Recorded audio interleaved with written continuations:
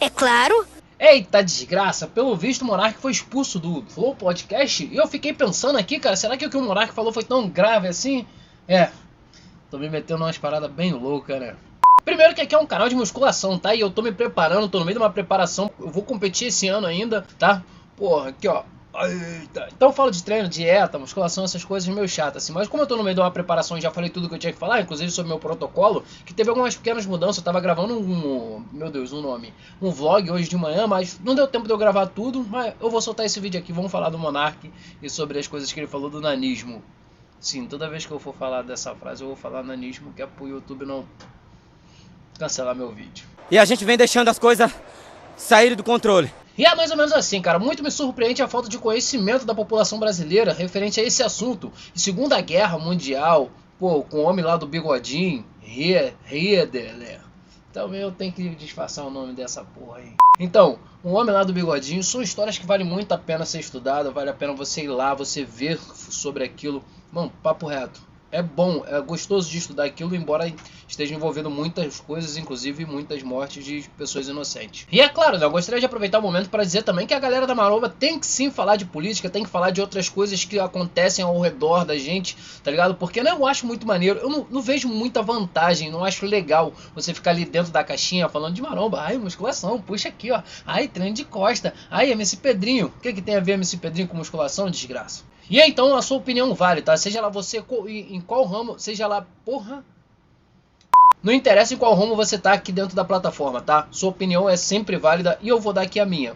E bom, rapaziada, na verdade o que eu gostaria de falar aqui não é nem bem sobre o Monark, tá? Muito mais sobre a história em si, porque ela é importante, ela nos ensina, tá? Então, pô, eu vejo nos comentários, eu tô acompanhando esse bagulho desde cedo, aí nos comentários tá sempre assim, ah, é que o nanismo é de direita, aí vem um outro imbecil e fala assim, não, é que o nanismo é de esquerda. Pô, mano, vai estudar isso daí que é sensacional. Pô, primeiro, tá? O nanismo ele não é nem de direita e nem de esquerda. Até porque se fosse pra ser algo, tá? Se fosse uma escolha no princípio, se tudo desse errado no princípio por Hitler, tá ligado?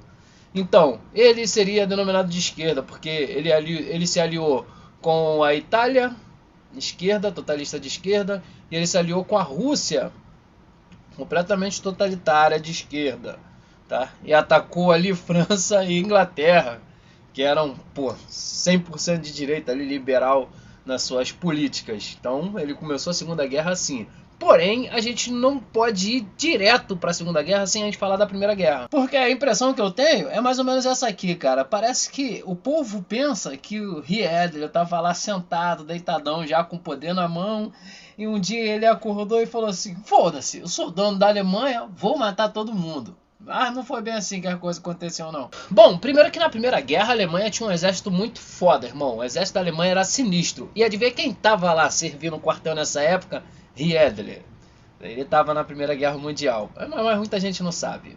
Muito antes de sequer surgir o nazismo. E o nazismo tem... Eu falei que ia falar nanismo, né? Tomara que o YouTube não corta porque eu falei 2 vezes isso aí. Mas enfim, né? Então, olha só. Ele tava lá na Primeira Guerra Mundial, lá, porra, naquela correria, pá, bala de cá, canhão de cá. Ele foi atingido de alguma maneira, né? Algumas pessoas falam que ele tomou um tiro na sacoleta, nas bolas, aquilo que quando a gente toma muito recurso ergogênico a gente também fica sem. E outras pessoas dizem que ele foi atingido pelo gás mostarda, tá? Que era um gás que, sei lá, porra, se desse mole podia matar, tá? Era um veneno, enfim. Acho que isso daí não interessa muito nesse momento. Bom, o que vale a pena ressaltar aqui de verdade mesmo é que quando ele foi atingido de alguma maneira, como eu disse, não se sabe como, ele foi internado e passou muitos e muitos dias em coma. E quando ele acordou, né, se recuperou, ele voltou e falou assim, aí, ganhou uma guerra? Não ganhou. A Alemanha tinha perdido a guerra. Ou melhor, ou talvez pior, ela tinha entregue, desistir da guerra. E isso gerou uma como é que eu vou explicar para vocês, cara? Um prejuízo para o povo alemão sem tamanho. E como a Alemanha tinha um exército muito foda e o Hitler sabia que o exército era muito top, tá? Muito melhor do que todos os outros que estavam ali na guerra. Assim como ele, todo o povo alemão também sabia. Então isso gerou um ódio, tá? Isso gerou um ódio tão grande no povo alemão que qualquer coisa que viesse a acontecer depois daquilo que pudesse levantar a moral do povo alemão seria lucro para ele. Então, quando a gente fala do nanismo, a gente tem que ter a Primeira Guerra em pauta, porque se você não sabe da Primeira Guerra, você não sabe por que houve tanta atrocidade na Segunda Guerra Mundial. E aí, então o Hiedler, né, e todo o exército alemão, eles fingiram que aceitaram aquela condição, mas na verdade eles estavam extremamente putos.